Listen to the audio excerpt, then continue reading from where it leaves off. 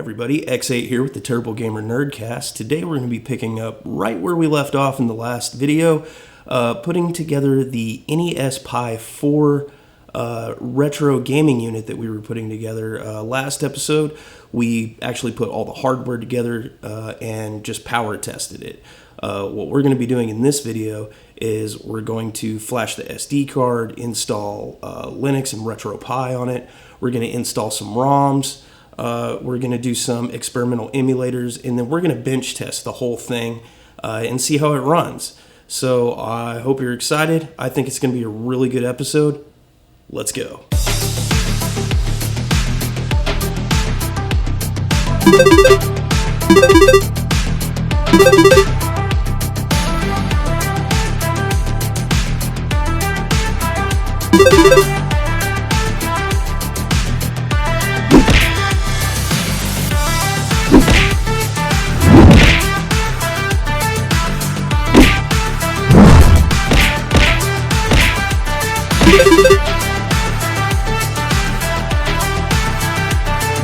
So, like I said, we're going to be working on the NESPi4 thing. Let me show you what I got over here on my workbench.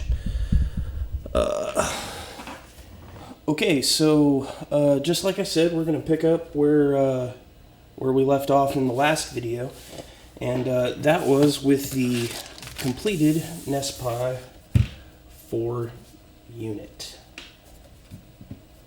Now, this is considerably different from the NESPi3 unit that I'm used to dealing with, which is this one right here in my hand, which this one's got 4 USB ports, but they're all 2.0 legacy ports, slower processors, a little bit slower board.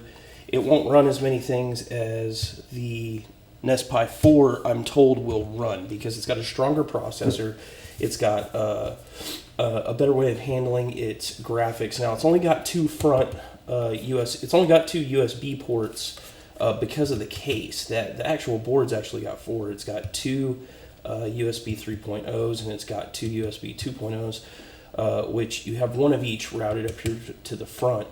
One of the 3.0s is used for the SSD cartridge that we built last time, which is a really cool addition. So whatever games we don't fit on the SD card, we can load up whatever we want on here, and we don't have to worry about using up the system memory so much. So that's pretty awesome, and that goes right in there like that. We already power tested it in the last video. You've got a Ethernet port in the back. Of course, it's got full wireless capability and Bluetooth. So, like, you can use your PlayStation 3 controller with this, or even an Xbox One controller if you wanted to. It's got USB-C for power. It's got 2 micro HDMI outputs on it. Of course, it's got a RCA audio out with a 3.5 millimeter jack, and then we have our slot for an SD card, and it's really important. So anyway, this is all put together. That's ready to go, and then of course we have a couple of controllers here, the GeekPi brand ones, which I haven't tested out yet. I guess we'll be bench testing these once we get everything together.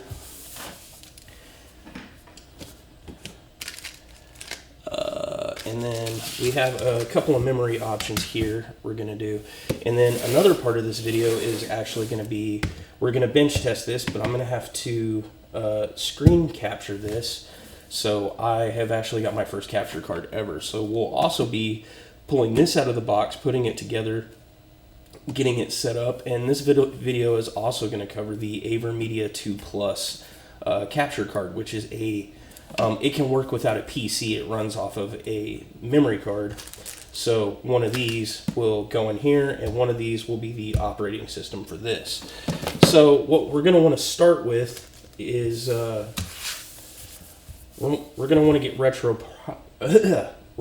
RetroPi up and going, and we're going to need a memory card for that. Now, normally for this build, I'd be using a Raspberry Pi 3, and I would suggest a 64 gigabyte memory card, which is what I purchased.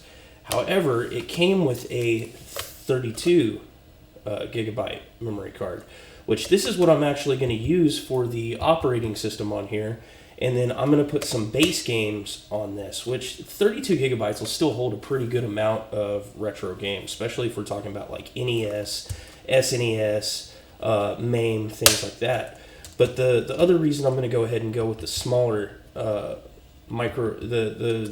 smaller capacity micro SD card for this is going to be because we have a removable SSD that we can put everything else on, and this has 250 gigabytes of storage. So this, even with the smaller SD card, because of the SSD, sorry, the solid state drive, this is going to be the highest capacity one of these that I have made to date. It's just that storage is going to be removable, which means I'm going to be able to plug it into another system, and I won't have to update all of the files over my network. I can just plug and play the whole thing. So it's going to be really interesting. So the first thing we'll want to do is we'll want to get out our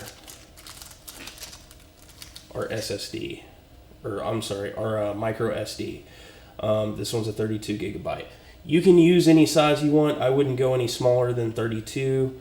And, you know, unless you only want your system to play like 1 or 2 games, but this is kind of an expensive project just to have your console only play a couple of games.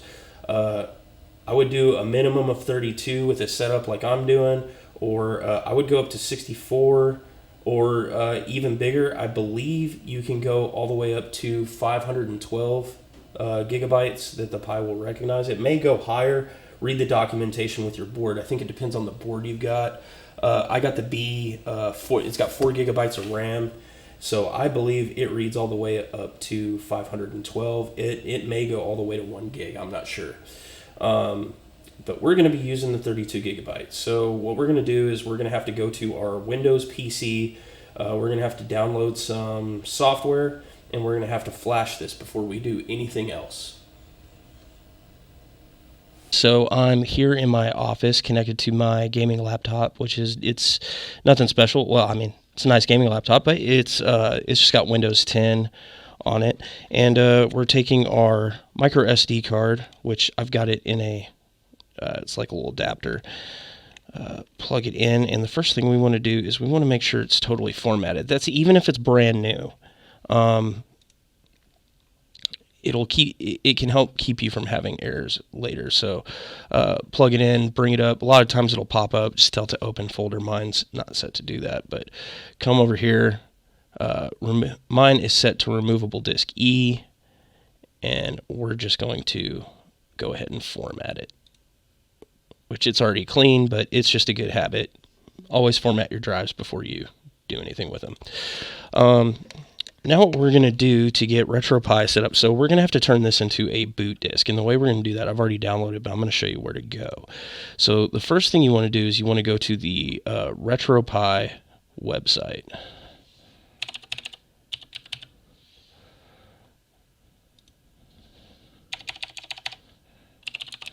And I'm going to have these links down in the video description, link below, but you want to go to retropi.org.uk/download. And for our build, what we're doing is we're doing Raspberry Pi4 4/400. This is the build that will work with the board that we have. If you were using a Raspberry Pi 2 or 3, which these directions will work for other builds, by the way. This isn't just for the Raspberry Pi 4, but you want to make sure you download the correct version. So if you're running a Raspberry Pi 2 or 3, get Raspberry Pi 2 3 build, or if you're running a Pi 0 or 1, that's the build you're going to want. But we're going to get Raspberry Pi 4/400. We're going to download. You would just click it, download it to your desktop or wherever, your downloads folder. I've already got it downloaded, and I have that right here on my desktop.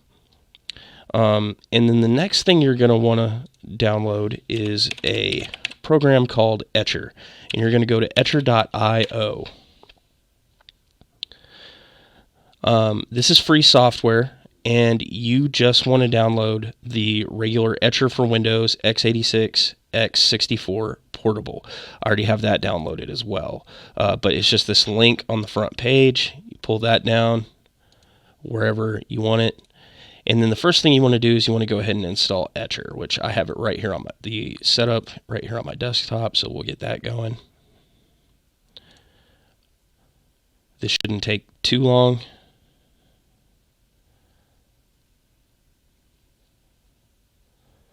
And it's installed, it's ready to flash from a file. So let's minimize that for right now. Move that off to the side. Etcher, I want to pin that because I used, oh, no, I already got it pinned in my start menu. Okay. I may have already had that installed, actually. Then we have the RetroPi Buster build. It's going to be in a zip file.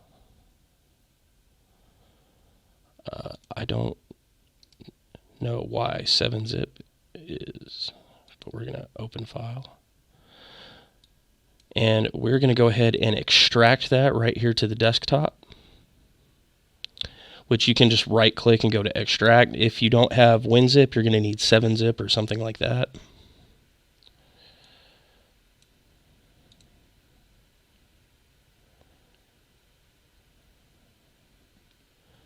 There we go. Now we're good. You don't really need that zip file, or that, it's actually a GZ. I call it a zip file, but you're not going to really need that anymore unless you just want to keep it as a backup.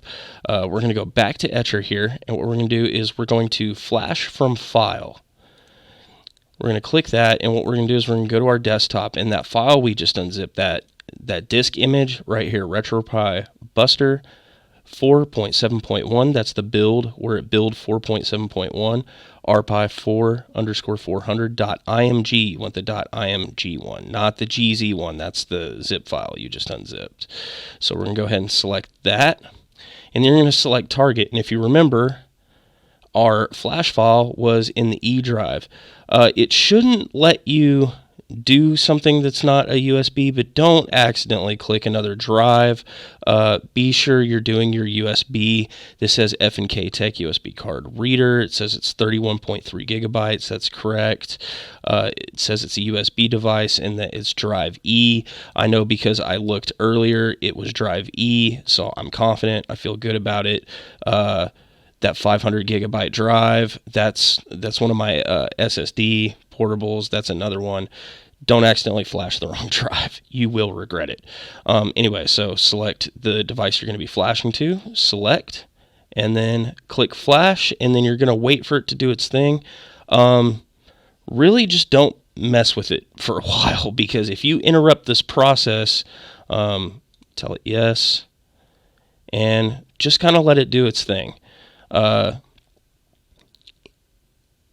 If you interrupt this process for any reason, you can actually brick the micro SD, and it won't work ever again for any system, because it's actually going in and changing the way the structure of the unit works and interacts with different systems.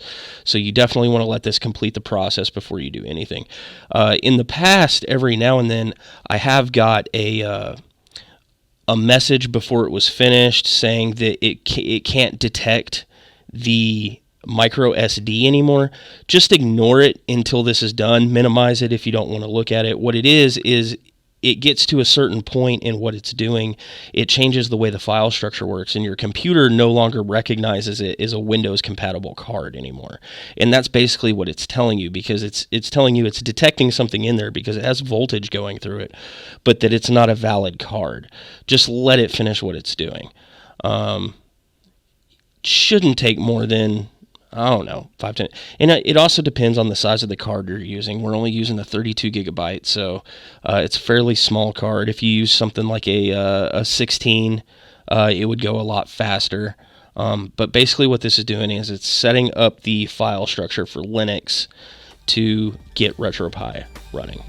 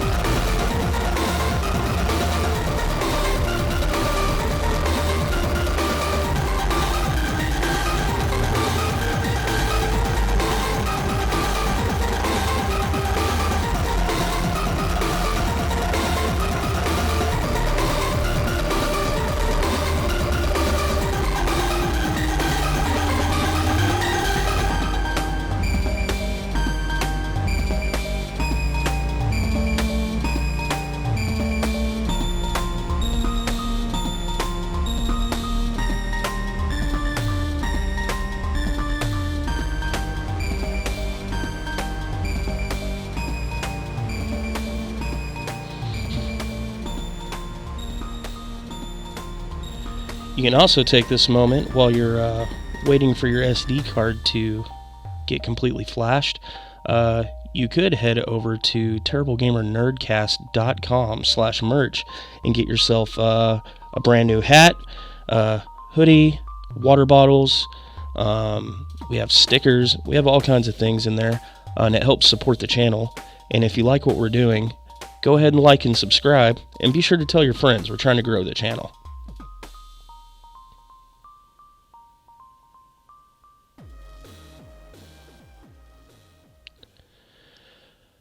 Okay, so the flash is completed. You can go ahead and close out Etcher. And as you can see, there's this little warning that pops up behind it. Don't be fooled. What it's basically telling you is that there is an unrecognized disk in the drive.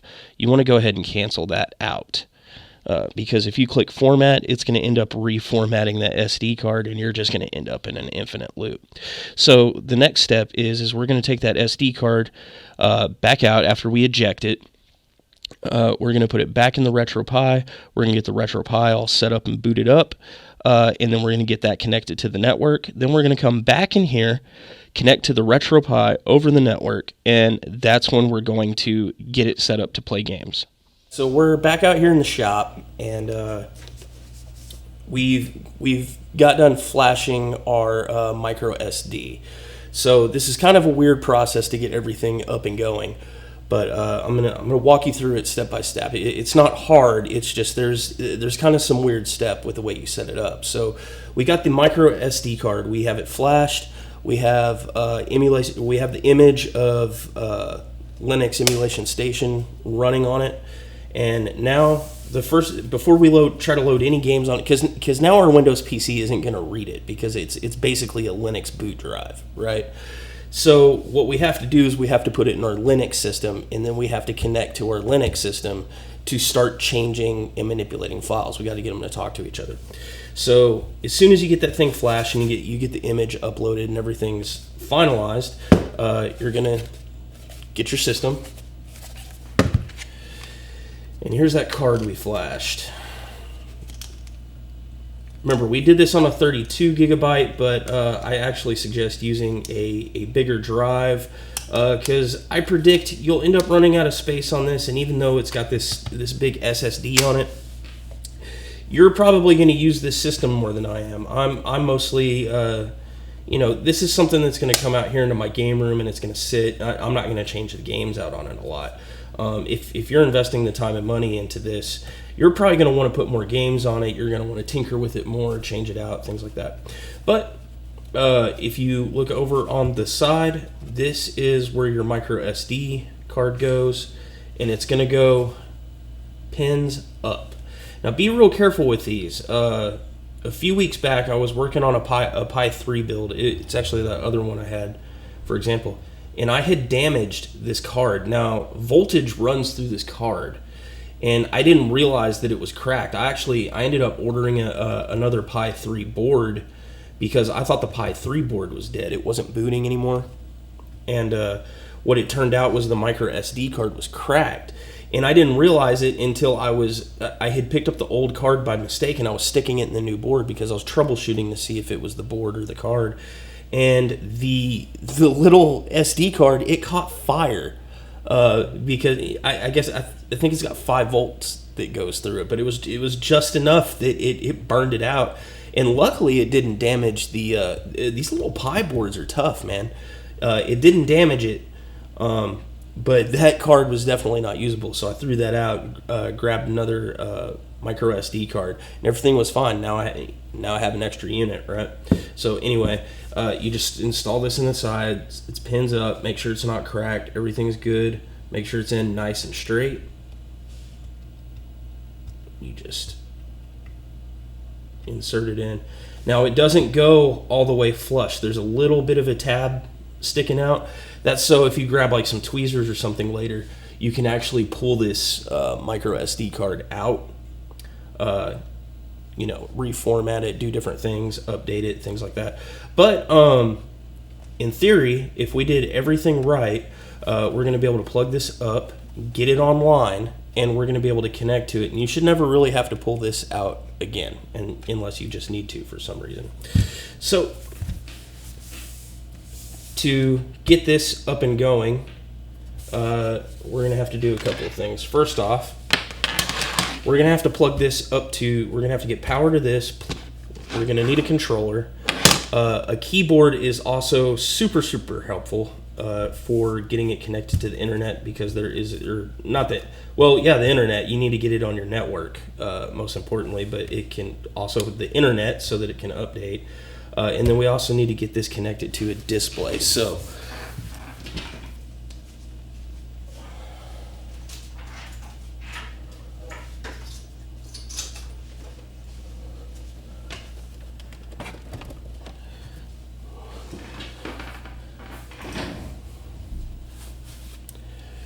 for my test display, what I'm using is I just have a Asus monitor that I keep out here in the shop. And here's what we can do. That connects via HDMI. Now, I've got a couple extra steps because I'm trying to record this for you. I'm actually going to be hooking the NESPi4 up to the Live Gamer Portable 2 Plus, the AverMedia 2 Plus, and then to the monitor. But if you were doing it, you would want to connect it via HDMI. Now, the new boards don't have full-size HDMI. Luckily, they came with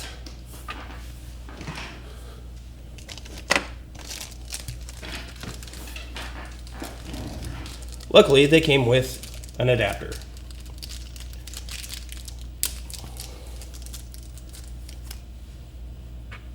So for starters, I'm gonna hook this up vanilla net first real quick and show you what it looks like.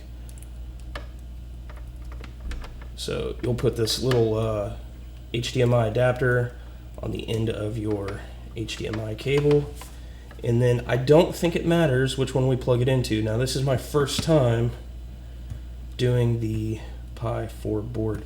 Now, natively, it's going to pull sound from the HDMI port. Now, different setups, you might actually want to run audio out of the 3.5 jack. And I know on the Raspberry Pi 3, it's doable, but it can be a real headache getting it set up. My arcade runs Raspberry Pi, runs RetroPi, and it runs HDMI to the monitor in the arcade, but the sound runs to a separate soundboard, and you have to go into the Linux configuration line. And that's we're not really going to cover that today. We're just going to go with this because I assume you're just going to hook this up to a TV or a monitor or something that has sound. And then we're going to have to run power to the Raspberry Pi.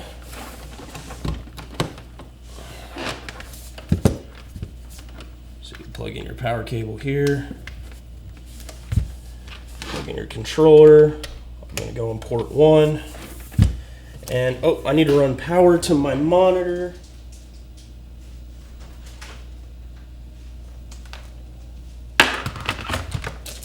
HDMI cable. Where is my power cable?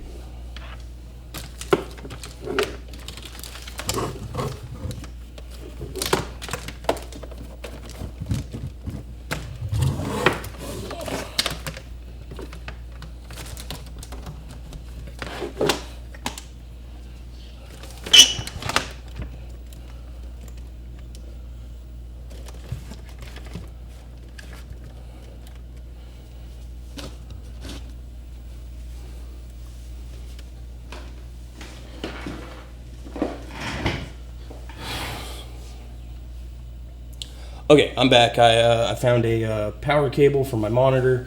I also found an extra HDMI cable because I'm going to end up needing that for the capture card, which we're going to mess with here in a second.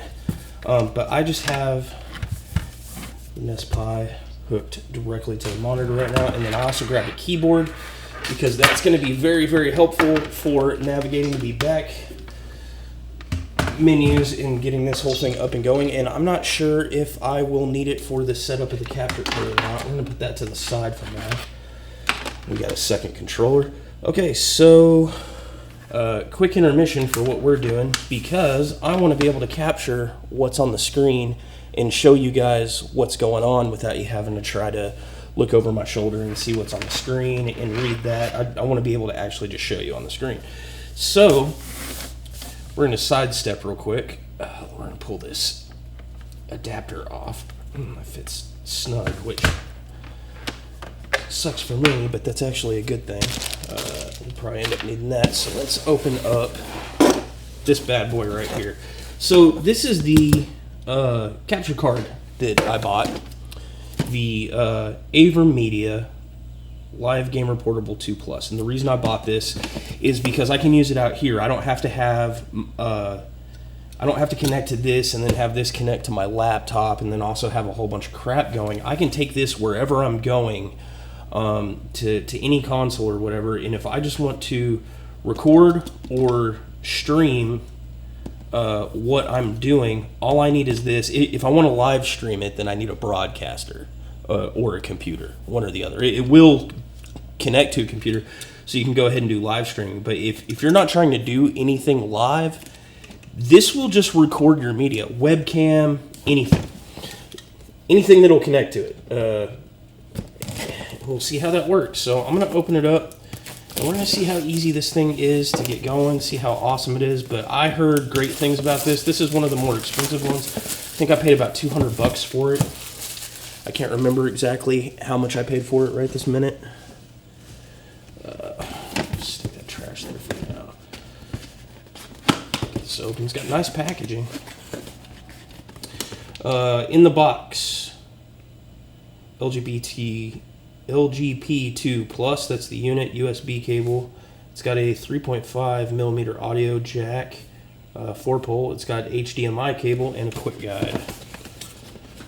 Quick guide's gonna be what we need. Okay, I am buttery fingers today, so it's a nice box there. Let's open this up. I'm kind of doing this backwards. I got two cameras going. Wow, that unit is not very big. We got that. Imagine one of these has got to be a power cable, right? Quick guide. Says it comes with a free 1-year warranty extension. Okay, so that's good. It's got a warranty with it in case something goes wrong. Let me set this over here. My workbench is getting cluttered. Okay, this is build-wise. The unit seems nice. What did I just do? Did I just break this thing already? Oh my god! So that's a button that I almost just pulled up, and I'm pretty sure that's either the power, the quick share, or on, off, probably. We'll read the directions before you start taking my word for it. It looks like it's got a slider for SD mode or computer mode. Oh, it's got a middle mode too, so you can do streaming and recording at the same time. That's awesome. Volume up, volume down. So here's the slider here. Volume up, volume down. It's got a little chat icon here, and it's got controller, headset, so it looks like that's a pass-through. And then on the back, we got a few things here. We've got HDMI out, HDMI in. We've got USB-B right here, and it says that's for power, and then we have an SD slot. So I think this is going to be really self-explanatory. It's got a good weight to it. It's got a rubberized bottom, and it feels like aluminum construction, not it doesn't feel like plastic. And then of course it's got this big button on here, so I'm thinking it's pretty self-explanatory. So it's got a nice thick book here. It's got a card for the warranty. I'm gonna go fill that out. Always fill out your warranties, guys. I know it seems stupid. I just throw the warranty card away all the time till I had a couple of game systems break on me, and I learned my lesson after that.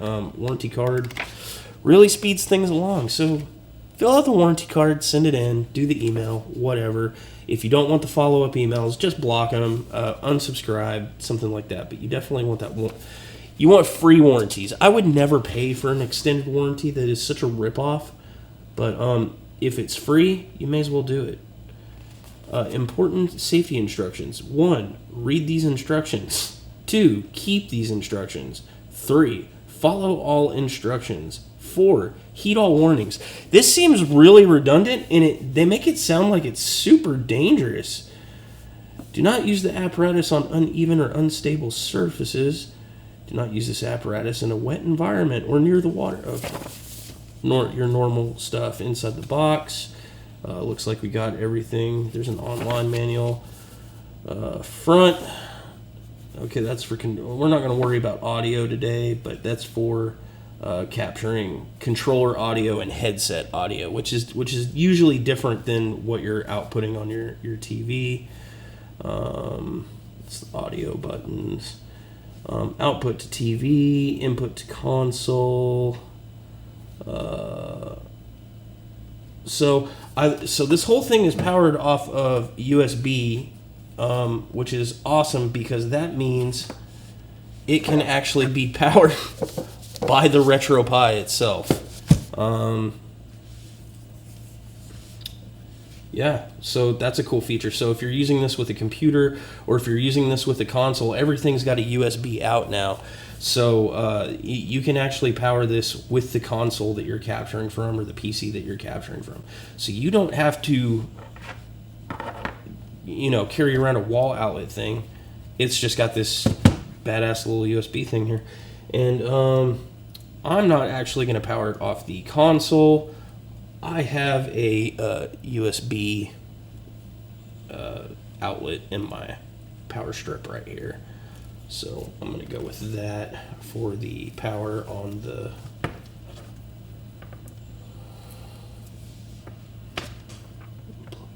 that in. And we'll plug power in last after we do all the other connections, make sure everything's good. Okay, so we're going to need this HDMI cable here.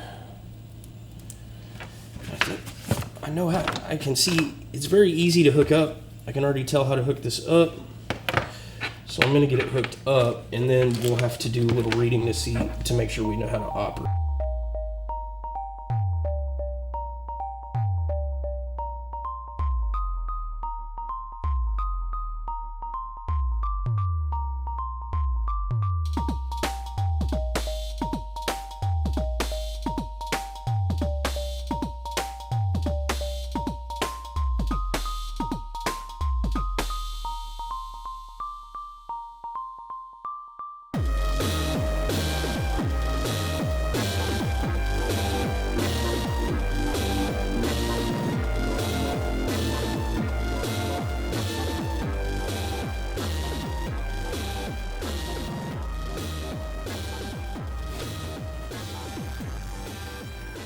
And you know what? I'm not seeing any how to use it instructions. It looks like you have to go online to use it.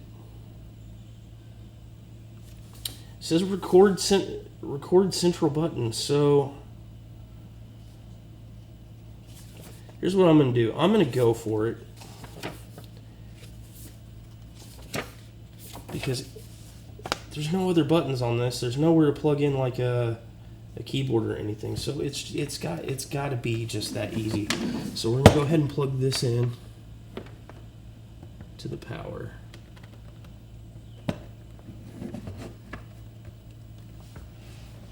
Oh, that is nice. Look at that. RGB lighting, or at least RB lighting. I saw red and blue. So I think. Oh, what'd I do? I turned it to blue.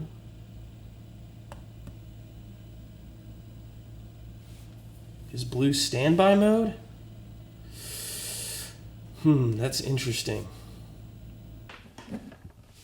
Okay, so I did a little bit of reading.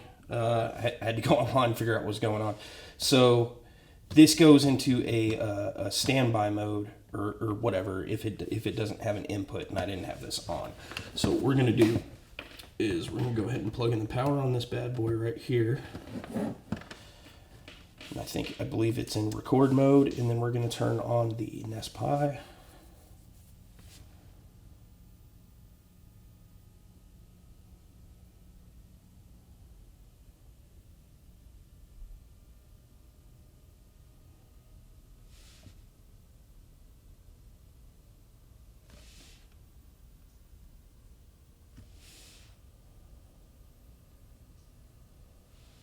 Oh, there it goes. It's detecting. So now we've got a boot screen. Okay, so we're booting into the RetroPi for the first time, and we get this wonderful start screen, and we give it a second, and it should boot up Emulation Station, which shouldn't take very long because we haven't installed any games yet. First thing it's going to detect is that gamepad, and you're just going to go ahead and hold A, and then you're just going to hit the corresponding button that goes along with what it's asking for. And then once you get to a button you don't have, just hold A and let it cycle to the next button.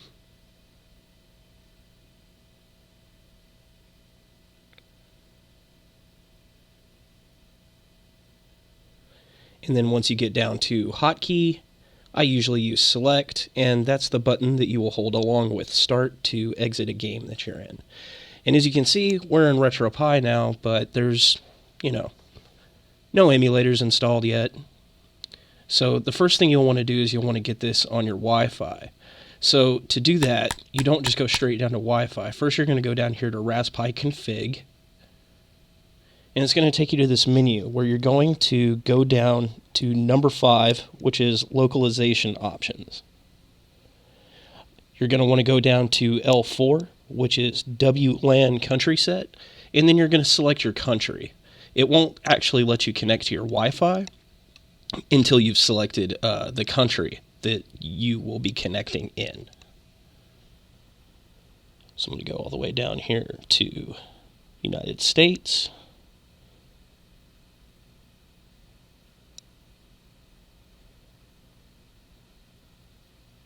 And then just back out of that.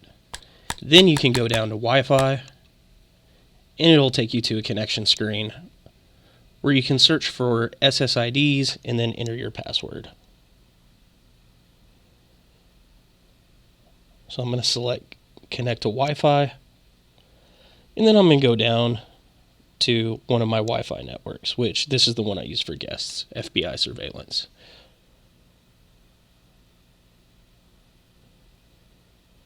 And this is where a keyboard comes in really handy, because I don't think there is a way to do that with the controller. Let it connect, and then when it's done, it should just take you back a screen, and then you'll exit out of the whole thing.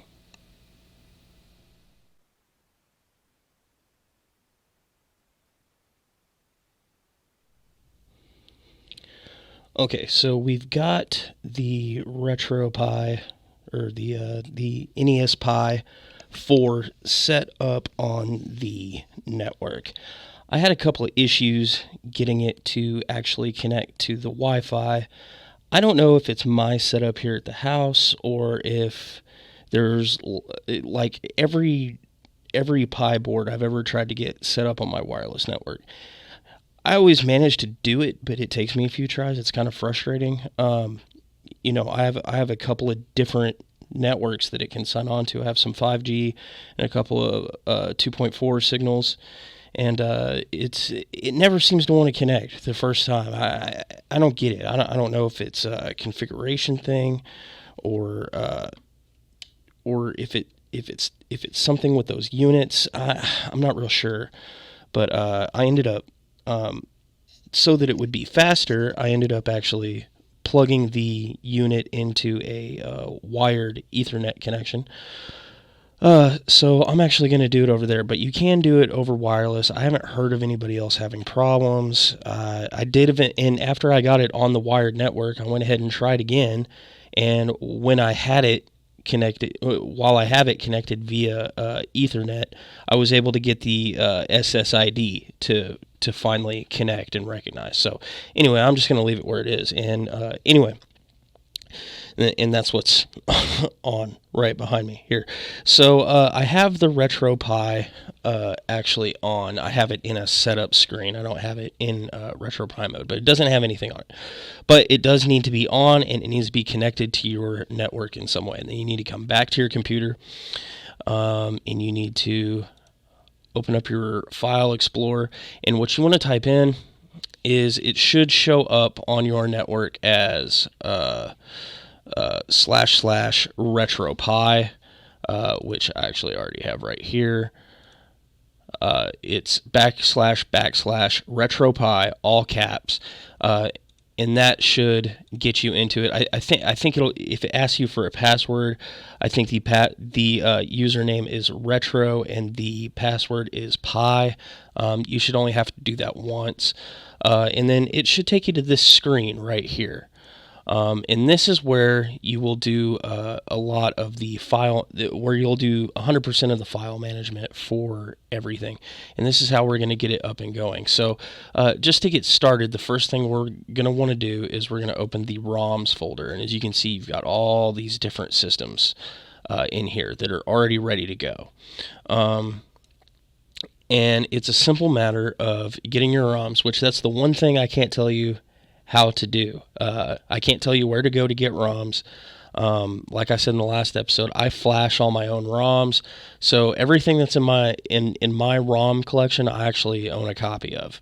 So what I'm going to do is I'm going to go to my ROMs folder, which is over here.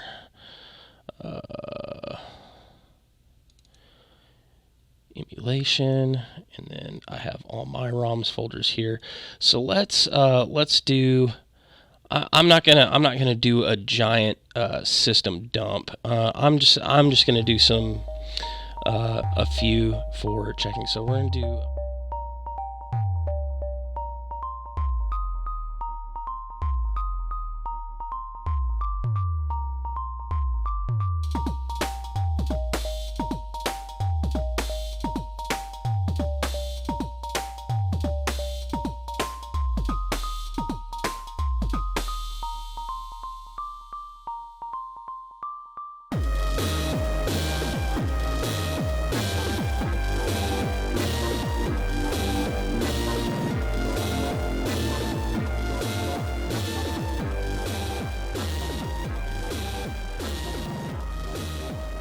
Videos, but this is just a basic setup. But Neo Geo actually requires a need to go back here. I have BIOS. I need my Neo Geo BIOS.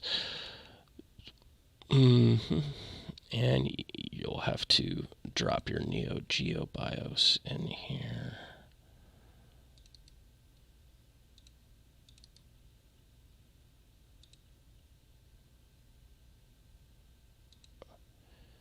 Should be it. I don't think I need to unzip it. I can't remember now.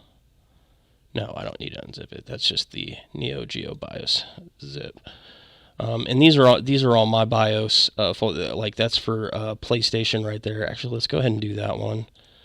Let's throw PlayStation in there. And let's go ahead and do the Atari Jaguar. That is all set up. So let's first go back to the RetroPi, reboot it, and make sure everything's running correct, and we can see how well it plays for those games, and then we can do some heavier bench testing a little bit later. But for the most part, that should be a basic setup. So see you guys over there. Okay, so we're back at our RetroPi, and we've got it booted back up, and now you can see all the systems are selectable that we dumped ROMs into.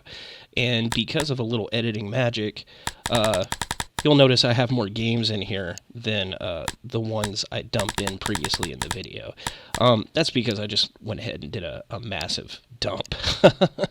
But anyway, let's start up Donkey Kong on Atari 7800. Now, I have no reason to think that the Pi4 wouldn't be able to run this since it ran so well on Pi3. And I like the 7800 version of Donkey Kong. It was probably, other than the NES, it was probably one of the better Donkey Kong ports.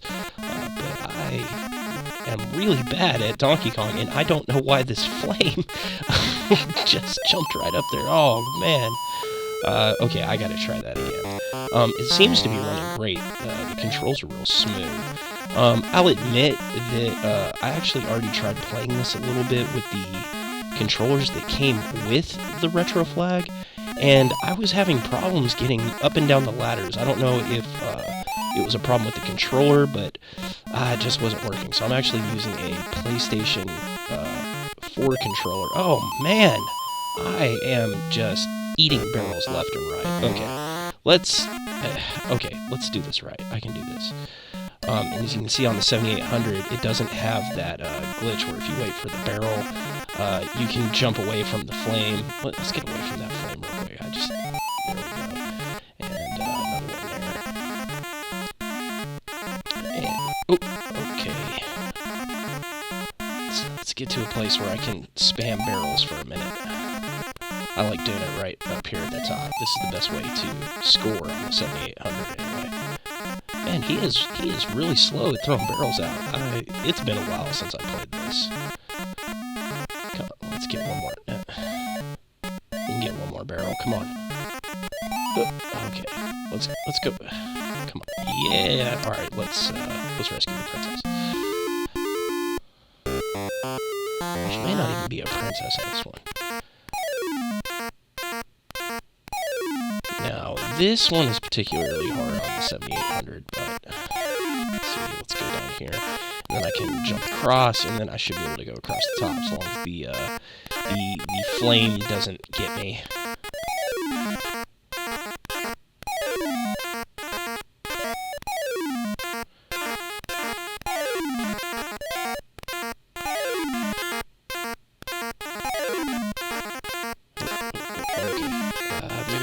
Yep, okay.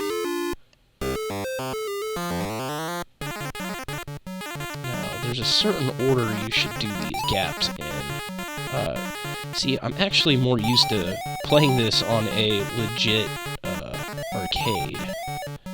Now, we'll just come up here and then I'll hop this and just kill myself. Alright, so Atari 7800 plays pretty good. I guess I could try out a couple other games, but let's move on to something else, because I know that Game Boy should play easily enough, so should Game Boy Advanced. Let's try something on MAME. How about let's do X-Men. Everybody likes X-Men. Oh, I hit the wrong button. A is select and B is exit. So we're gonna select this. Should boot up the ROM. Give it a couple of seconds. This is probably one of my favorite arcade games, and I would love to have a dedicated X-Men, like the full PCB. I actually only run it on emulator, and this is the 2-player version. This would be the same version that I run in my arcade machine. I would love to have a 4-player X-Men though. I wish I had room for an 8-player X-Men. That would be great. Coin up. Let's go with Nightcrawler. Nightcrawler. In the 21st century. So everything's running smooth. Frame rate seems good. Let's do a little beat 'em up. Let's go through this first level here. Everybody loves Nightcrawler.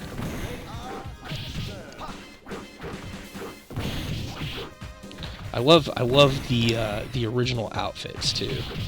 This game features them all in the early '80s outfits, which is awesome. Like I like that this version of Wolverine, he's wearing the brown suit.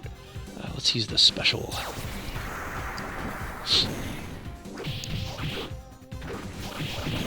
And I haven't taken any damage. That's pretty good. Usually I've been hit at least once by now. Nope. Doing good. Maybe I can clear this level without taking any... Oh, I had to open my mouth. Oh, now I'm just getting trashed. Alright, use my special there, which drops me down quite... Oh, man, I couldn't even pick up the health.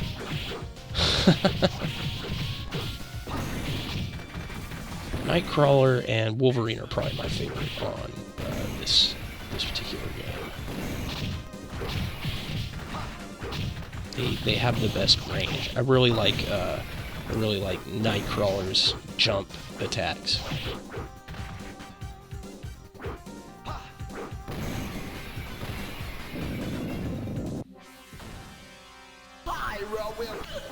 Okay, let's see if I can. That wasn't good. I know better than that.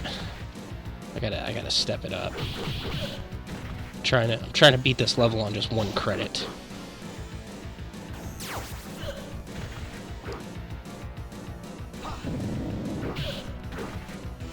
I can do it. I've got, what do I got? 2 health.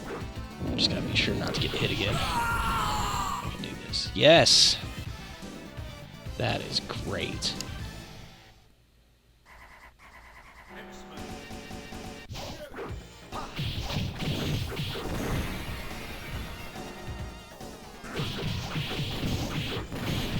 And since we set our hotkey...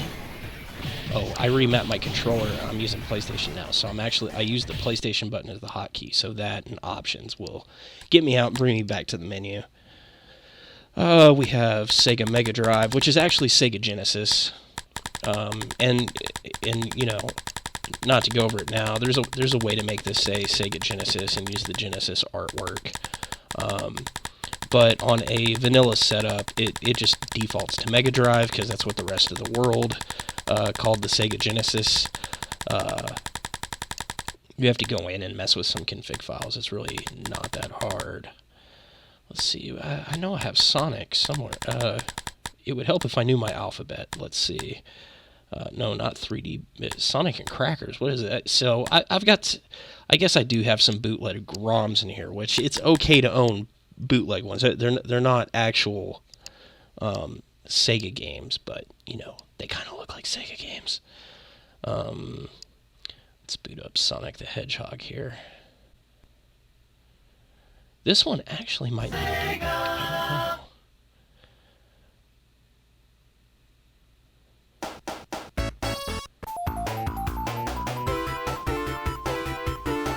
Yes, yeah, this is definitely one of the Robotnik bootlegs, and you can see it change like when I jump, it changes the animation here.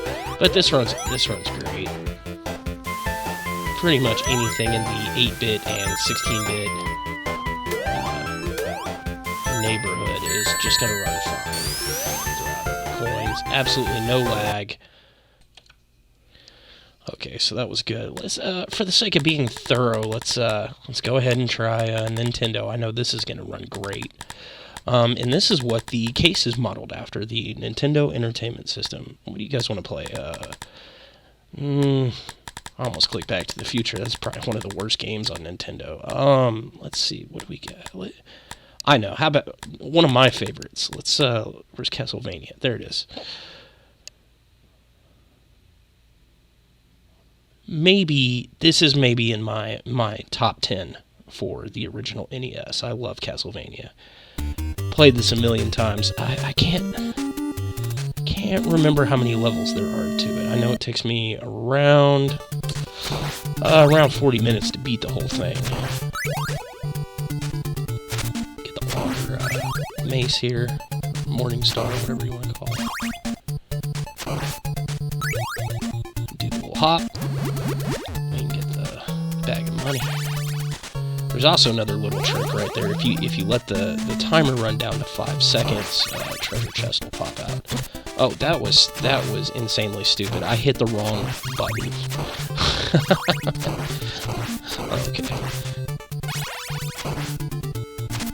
There's lots of little secrets hidden in the levels. If you've played this a lot, you probably know where most of them are at. It's usually best to run under this dog here. Go up top.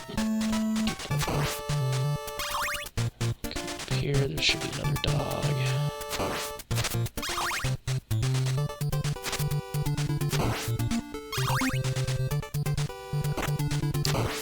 I have logged a lot of hours on Castlevania. I remember my cousin used to bring this over.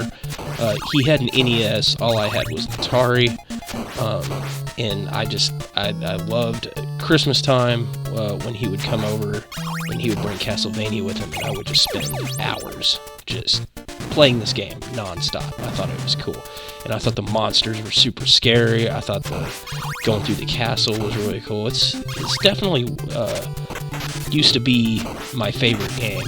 Now it's one of my favorite games, but it used to be my favorite. Get away from me. Then we're gonna go down here, and there's the little creatures, and I usually just run through here real quick. Kill side, there's a little block over. Yeah, I'll go ahead. Oh, I missed one. You can kind of... There's like a little trick there that you can do. Oh, Max threw a knife. I didn't want to waste those, but whatever. Sometimes when you're at the top of the stairs, you're holding the up button, and then you go to attack, and it does that. Just like the original Nintendo. Getting ready to go fight Dracula in his bat form, or what I always assumed was Dracula in his bat form. Maybe it's just a giant bat. I'm not sure. Oh wow! I'm doing horrible. I am doing absolutely horrible at this game. I'm better than this. I know it's the Terrible Gamer Nerdcast, but this may be one of the few games that I can possibly speedrun. Get the multiplier here. What is it doing? It's got a weird pattern going on. Never seen it do that before. Come on, man. There we go. I always try to catch these before they hit the ground. It's like my own personal mini game. It's my favorite thing ever. Yeah, let's go ahead and play level 2.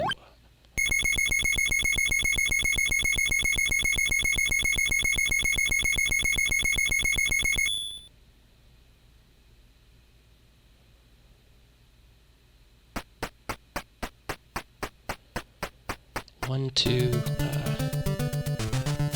didn't see how many levels there were. Get the boomerang. Come up here. I believe, if I'm not mistaken, there's a crown? Yeah, I go in here. There's a crown. I honestly haven't played this in about... maybe 2. Maybe just a year. Maybe I played it a little bit last year. I don't know. Is there something over here?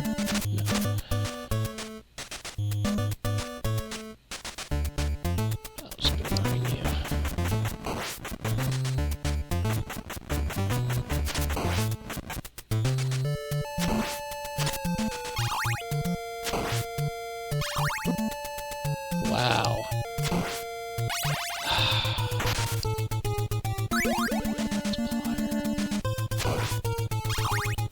Because of my own addiction, I'm going to have to beat the second level before we go on to the next game.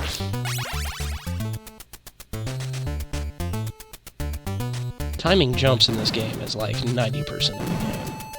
It's Medusa heads. Just back up, go, and you should be able to run through. Oh, I screwed that up. I let my foot go over the edge. Yeah, it's not going to pop up. If you come and you kneel on this block, there's a treasure chest. Man, I am terrible. I am living up to the name.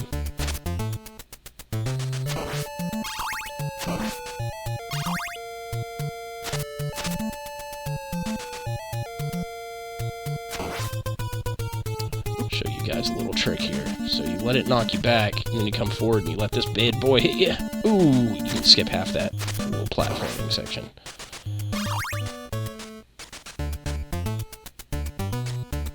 Speedrunner, baby. Speedrunner.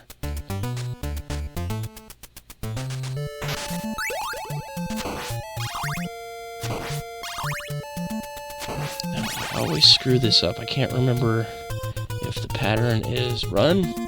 Oh! Oh. Yeah, I hit the wrong pattern on that. which I just lost everything for the boss fight because I really needed the boomerang to fight Medusa. Okay, run. And wait, and we'll go. The Phantom should pop up behind me here in a second. Where you at?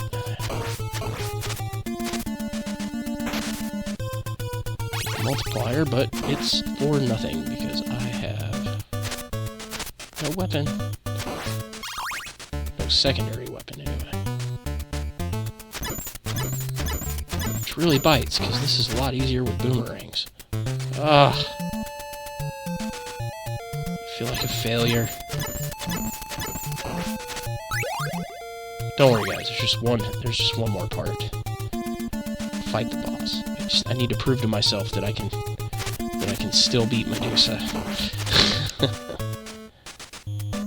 Man, I really screwed this whole level up. It won't even give me the bonus box.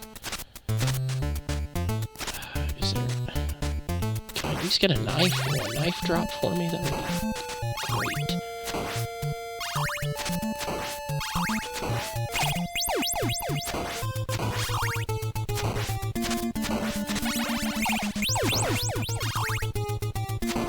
Nothing? Really? Really? Alright. Let's see if I can just beat her with my mace here. See, this is why it's so much easier with the boomerang, because I would only have to hit her like a few times. Just like 3 more hits. There we go. Alright, I did it. It's amazing. Oh, I bet I get an extra life. Yep.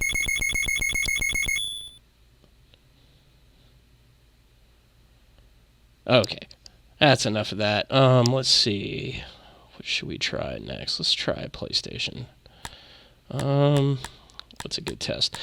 Let's try... Pretty sure I have Marvel vs. Capcom on here.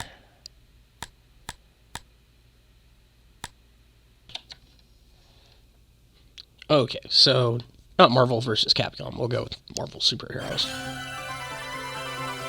That's what I happen to have loaded up. Was Marvel vs. Capcom on PlayStation?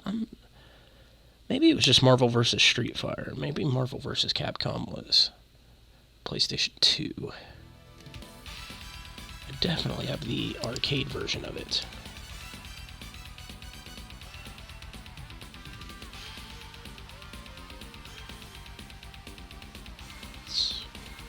Good old Cap.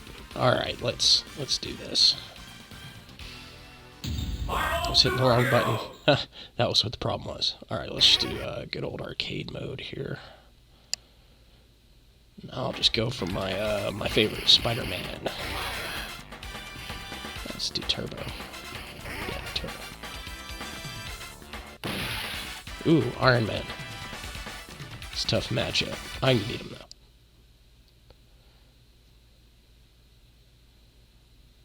I dumped a lot of tokens into this at CC's Pizza.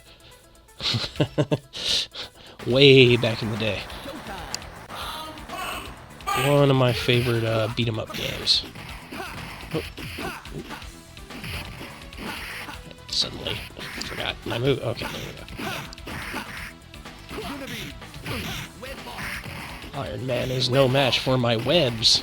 Even though he's completely encased in iron. Steel.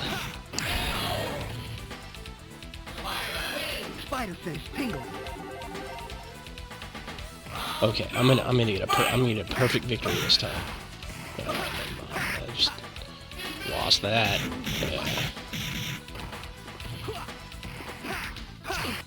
Take care of this. Just a couple more, come on. Ah.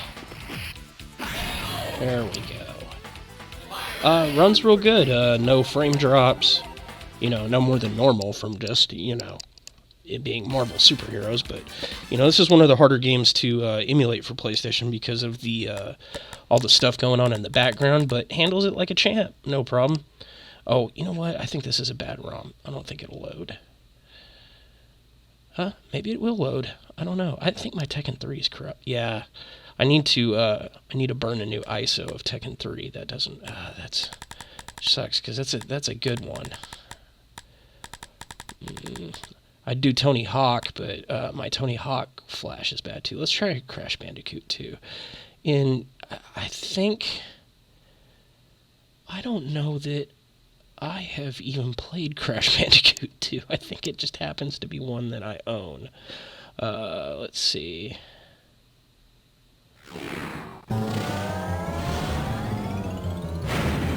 Seems to be running fine. Let's see if we get any frame drops. I feel like, so we're starting to get up into where we can see if the Raspberry Pi 4, outperforms the Raspberry Pi 3, which is really the question I was trying to answer. So far, well, it does seem to be running smooth, a little easier. But I don't. Frame rate wise, it's really right about the same. I don't see much difference. But Raspberry Pi 3 has a really, I wouldn't say easy time with PSX games. There's a few that might lag it out just here and there. But Raspberry Pi 3 performs pretty admirably with PSX games. I have no clue what to do. Yeah, there we go. Jeez, I guess don't hit the ones that say nitro on them. That might be bad. I might be one of the few people that just knows nothing about Crash Bandicoot. I know it's... Hit it. Jump on it. Jump on it. I'm just gonna go this way. Nice. Okay, good. Didn't kill these seals. I hate seals. I don't really hate seals. Oh man, nitro. Okay, yeah.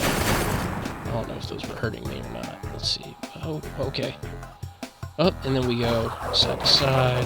One of the staples of Crash Bandicoot. It's just a platform. Oh my god, this game sucks. Not really. One of the staples of Crash was, that it was like one of the first 3D platform games. Let's see. What else?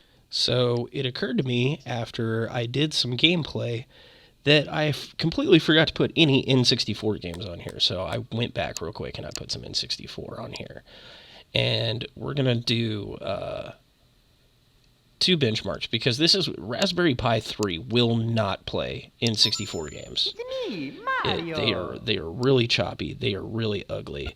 And this is one of the main reasons I wanted a RetroPi4. So far, so good. The title was a little janky. This operates pretty smooth. Of course, we're just in the menus here. We'll see how this goes. Dear Mario, please come to the castle. I would have not got this far at all with the Raspberry Pi 3, so this is pretty amazing in comparison. But I will say, I can already tell the frame rate is dropping considerably. There is some frame skipping going on, and I can see, I don't know, I can see some parts where there's some screen tearing, but that's kind of to be expected. N64 and Atari Jaguar is notoriously hard to emulate. Just something about the structure of their software and the way it works and renders is just a pain.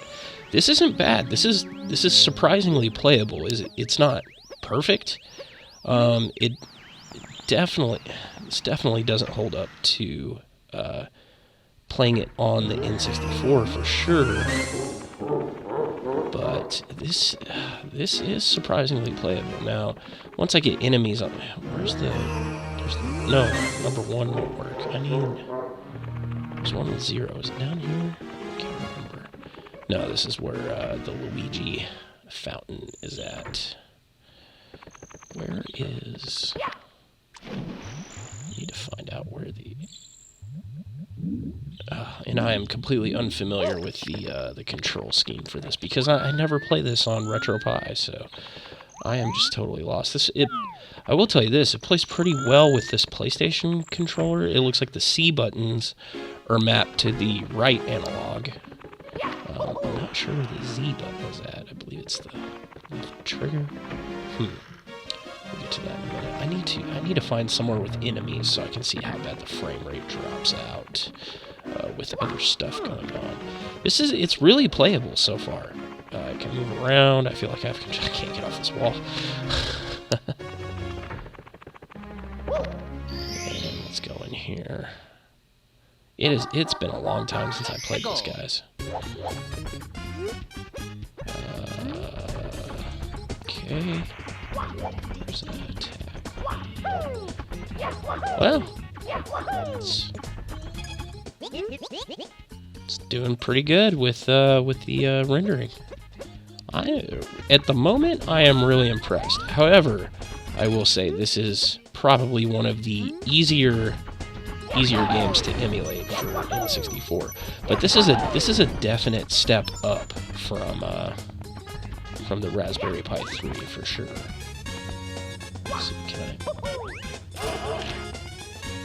So I'm just really out of practice. I have a hard time just running in the right direction. Let's see, I don't remember where to go at all. I'm just kind of playing around with the camera and all this. So the frame rate, it's a little janky. It's running pretty good. This is perfectly respectable as far as emulators go. You know, my PC emulates this much better. How do I? Oh my god! I suck at life. Okay, I don't. Oh my gosh! All right. Let's come over here. Oh yeah, I'm running around. There's enemies on the screen. It's rendering. Yeah, this isn't bad. This isn't bad at all. Let's get out of here and.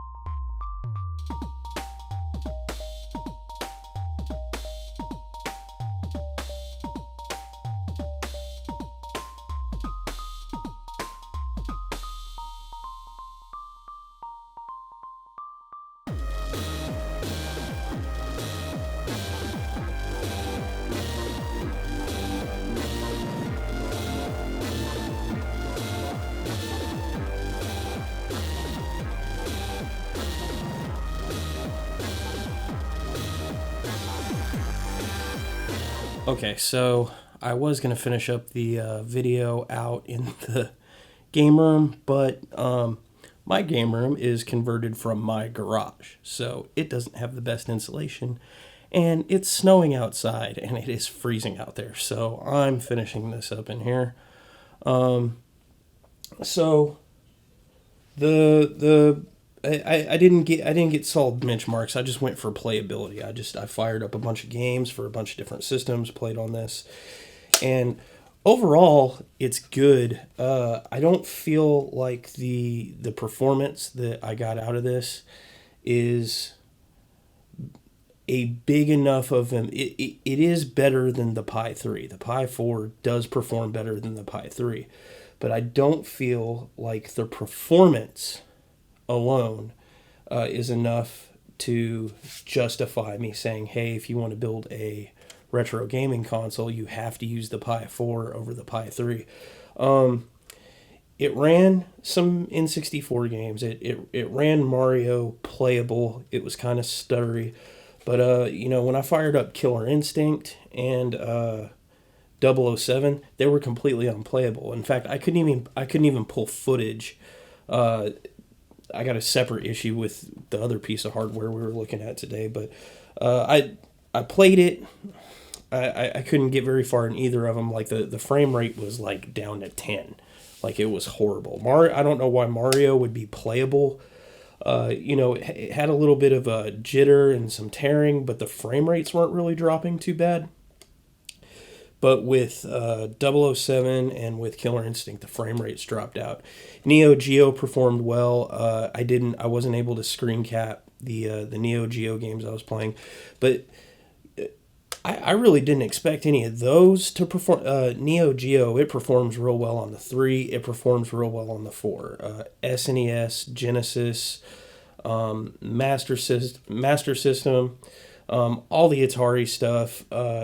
I did get into the experimental Jaguar stuff, but I couldn't even get any of the games to boot. So I don't think that works real well here.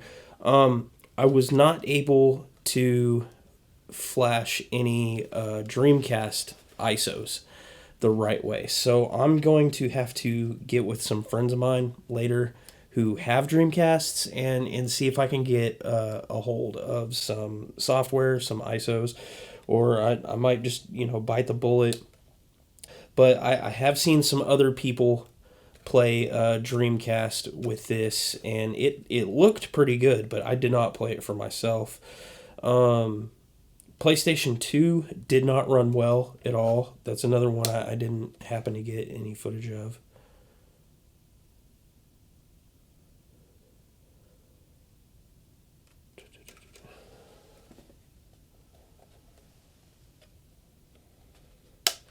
PlayStation 2 ran okay. It was it was real hit or miss. It was a little laggy in some places, and it played okay in others. I would not put the performance was definitely lacking over owning an actual PlayStation.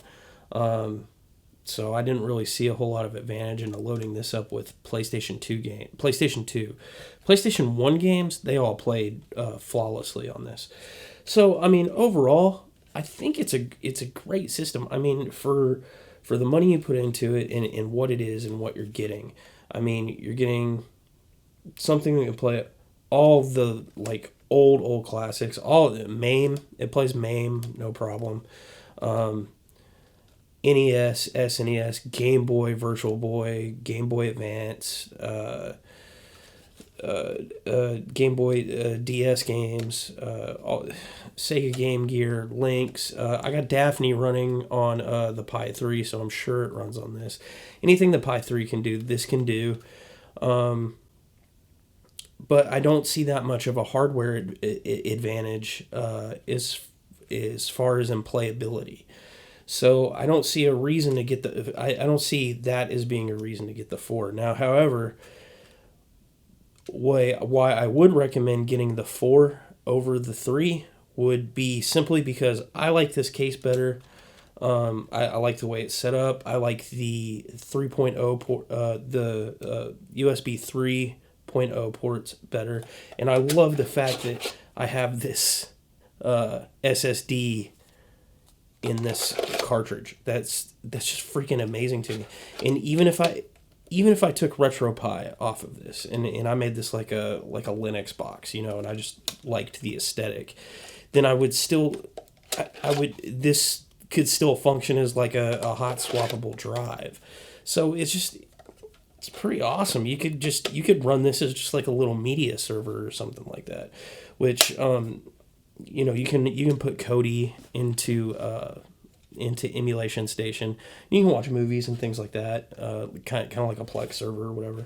So this definitely worth the money, but a little bit overhyped, where I saw everybody saying how much better than the 3 it was at doing emulation.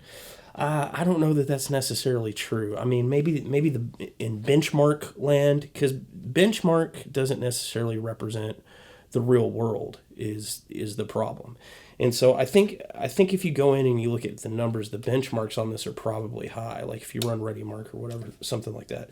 But in practicality, it's not any more or less playable than the other version. Now, I also played around with this capture card a lot. I had a lot of problems out of it. I have some complaints about this for sure. Let's start with the good though. It works. It works as advertised. It does what it's supposed to do. For better or worse, it will capture 4K video, and it will record directly to this SD card without a computer, or it can record to a computer if you use their software. And there's a setting where it will record to both, right?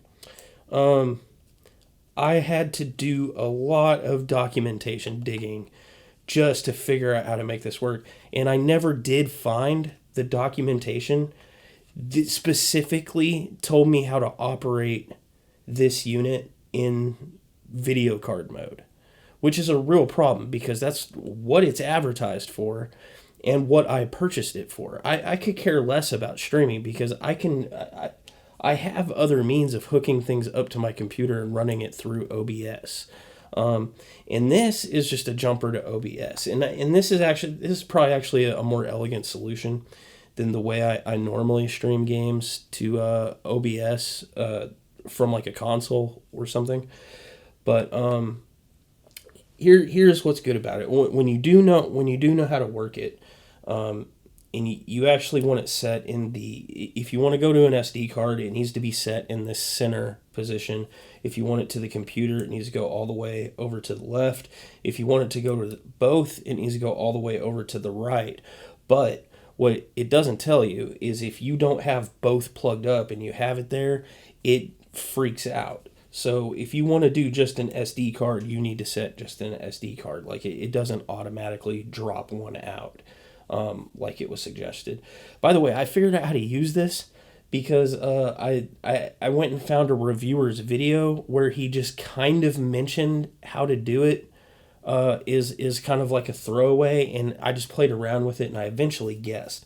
But I really like documentation with hardware I buy, especially if I buy a $200 piece of hardware. You can't print off an instruction sheet that tells me how to. I mean, they had an instruction sheet telling me how to plug the whole thing in, but they couldn't have just one little paragraph about what settings to set it up and what the button does. So, is it worth the money? Yes, it works really good. You get everything plugged up right. You put your SD card in, and then if you have it set right, you turn on your game system or whatever, and then you hit the button. And blue is standby mode, red blinking is recording, red solid means something has gone wrong. You need to figure it out. And then to stop recording, you hit it again and you got to let it stop. And what I found out the hard way, you should give it a good 2, 3, 4 minutes before you decide to pull the SD card out of it to go check it out on your computer, because it'll corrupt the file and you'll end up with a bunch of missing footage, which is why we're missing a bunch of footage from the NESPi4, because the files kept getting corrupted. Second of all, maybe if I hook this up to my computer and I use their software, you can go in and tweak it. That may be a thing. I don't know because it's not in any of the freaking documentation I found. But it records everything in MOV. The Apple proprietary video format, which is a real pain in the ass with my video editor. I'm going to have to go in and convert them all to MP4 or AVI so that I can put them into Sony so that I can actually do the clips for this video, right? But that's kind of a pain. The button's a little iffy. And the other thing I am not happy with about this unit is funny because I think initially when I was opening this up and I was going through it, I said, oh, that's great because it means you can't bump it. But once you put this SD card in the back of this unit, it is like in there. You better have a thumbnail or something so you can click it in, and to get it out, I can get it just launched it out of there. Great. Yeah, it's the spring-loaded thing, which is good, but it's a little much, man, because you've got to get in there, and it's easy to do like this. But if you have this all plugged up, like sitting on a shelf or something where you normally use it, and you're trying to get back there where all the wires are holding it down, man, I almost kicked this thing across the room like 2 times today, and it's just it's got some design flaws. I'll say that. I don't like the video format. Maybe that's changeable though, so I'm not actually, and it's not something undoable. Like, how hard is it for me to convert the files, right? Or to download the right codecs for my video editor. It sits there. It's real. It doesn't move around. It works. It does 4K. I didn't really get any lag out of it. I noticed in one of the NES videos, when I'm watching the video in VLC, it really seems like the sound is lagging, but I think that has more to do with the video format. I think once I convert that to MP4, I won't have that problem anymore. VLC kind of hates MOV files. Other than that, it works. There are other streaming solutions for cheaper. If you want to capture to your computer and record, and that's a thing for you, there are things for way cheaper. I'm talking like $60, where you plug the HDMI cable into the unit, you plug that into the computer, and then I guess it passes through the computer, or you play it on the computer. But it works, and it's like way cheaper than this. This is kind of supposed to be a more top of the line solution, and my problem is I didn't like how clunky it felt, and how much margin for error there was, and how much I had to dick with it before I could figure out exactly how to work it the right way. And I'm not the smartest guy, but I'm definitely not an idiot, and it took a minute or whatever. So good luck finding the right directions for this. You can the link that was in the book that they gave me was a dead link. I searched all over their site. The only manual I found was for their software if I plug this up, but there was nothing about settings on this. I'm not really sure what the volume button on here does. I didn't run any of my controller sound or any of that crap through here. Which, I might mess with it. I might come back to it. Maybe my opinion changes once I know how all the features work, but it's not just idiot-proof plug and play, which is kind of what it was advertised as, and that kind of ticks me off. But anyway, that's this episode. I hope you enjoyed it. I mean, I know we didn't do a whole lot with the NESPi, but, if you're inspired to go out and do one of these, and you're on a budget, don't be afraid to go with the 3, thinking you're missing out because you didn't get the 4, okay? The 4 does have some better performance, but not a ton better performance. It's more has better features. And then, also, I had problems with the Wi-Fi. I never could get the Wi-Fi to... Even after I got the Wi-Fi to connect, I did something to it, and then I lost the Wi-Fi again, and so I had to run everything through the back.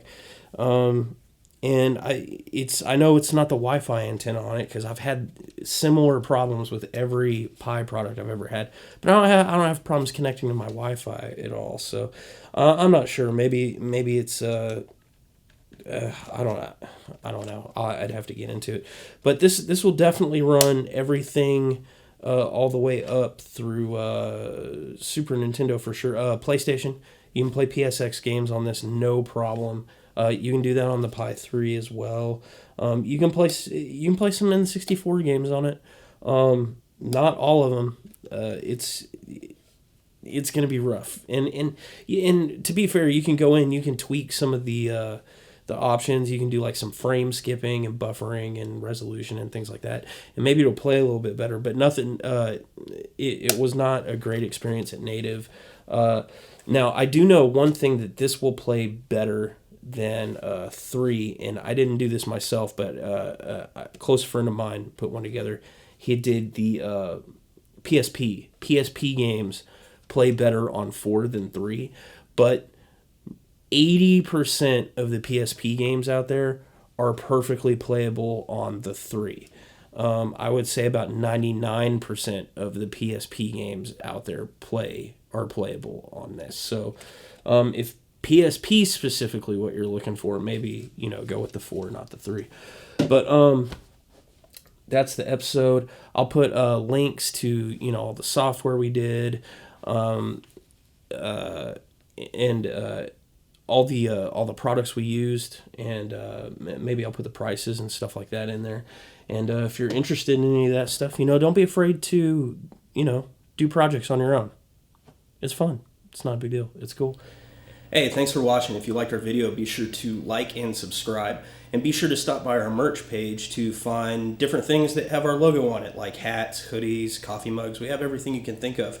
And we want to hear feedback from you, so stop by the website. You can go on the forums. You can email me.